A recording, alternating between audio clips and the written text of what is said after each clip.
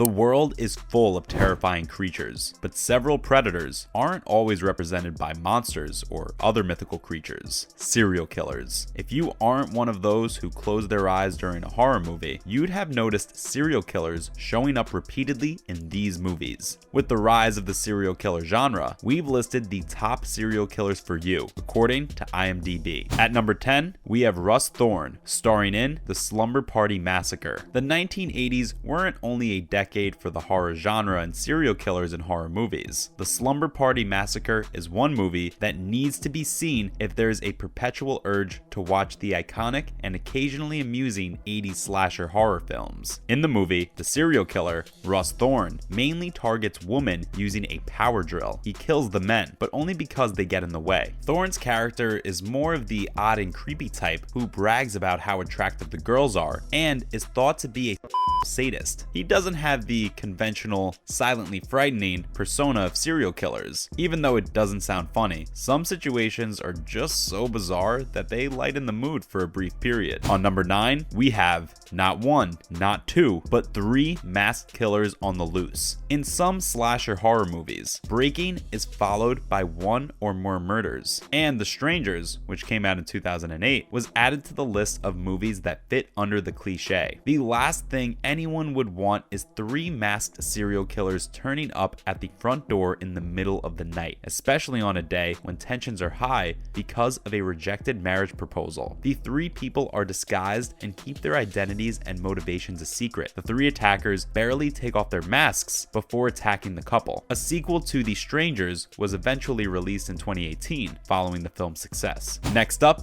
on number 8, the movie Sleepaway Camp features Angela Baker as a disturbed serial killer. Extremely few films can surprise viewers with such a surprising turn of events in the final act, and Sleepaway Camp is a superb illustration of effective storytelling. The protagonist of Sleepaway Camp, Angela Baker, murdered people who mistreated and harmed her, which was essentially a projection of her traumatic history. There are many questions raised regarding Angela's identity and history, despite the excellent acting and physical effects. In the plot, after his aunt adopted him, Peter was given the name Angela in honor of his deceased twin and made to live as a girl. You can only imagine how much mental turmoil the character was shown to face. Although there were controversies surrounding the storyline, the depiction of the serial killer still stands in the top tier ranks. On number 7, we have The Collector. Appearing in, The Collector, a 2009 horror film, is one of the few with its fair share of action and gruesome sequences to go with it. In The Collector, the murderer is seen killing hundreds of people in a single night in a full-fledged massacre. The audience watches in disgust as the collector shows them his gruesome collection of live victims, how terrifyingly they're treated, and the extent of the torture they've undergone in addition to the mass murder. The Collector and its sequel by the same name, released in 2012, are some of the best horror movies focusing on serial killers made in the last decade. Up next, we have number 6, Frank Zito, starring in the horror movie Maniac. Frank Zito, the movie's serial psychopath, kills and scalps women before nailing the scalps to the heads of mannequins. What a scary hobby. The film reveals his mysterious background, the gruesome murders he committed, and his relationships with the women he wants to get close to, while still showing him attempting to live a normal life while remaining a cold, psychopathic killer on the inside. This serial killer is terrifying, and his similarities to real famous serial killers make him one of the terrifying additions to the list. On number 5, we have Jack, from the horror movie The House That Jack Built. We see the story from Jack's perspective, and he believes that every murder is a unique work of art. Over 12 years, we follow the highly intellectual Jack and learn about the killings that shaped him into a serial killer. To produce the ultimate piece of art, he's taking bigger and bigger chances as the inevitable police intervention gets closer. The House That Jack Built is a gloomy and dark tale that's also presented amusingly and philosophically. And for those seeking making a different kind of serial killer film. The house that Jack built adds the 9 circles of hell as an original concept. Next in line, on number 4, we have Billy in Black Christmas. Christmas is meant to be a joyful, enjoyable time, filled with lots of gift giving. Unfortunately, that's not what happens in this thrilling classic. Black Christmas is a fantastic horror movie from the 1970s that still manages to get some shocks sneaking up on you. In this one, an enigmatic murderer picks on a group of sorority sisters on winter break one at a time. This movie may be called Black Christmas, but now don't go around using this as an example of how to celebrate Christmas. The sorority house cold-blooded killer, or Billy,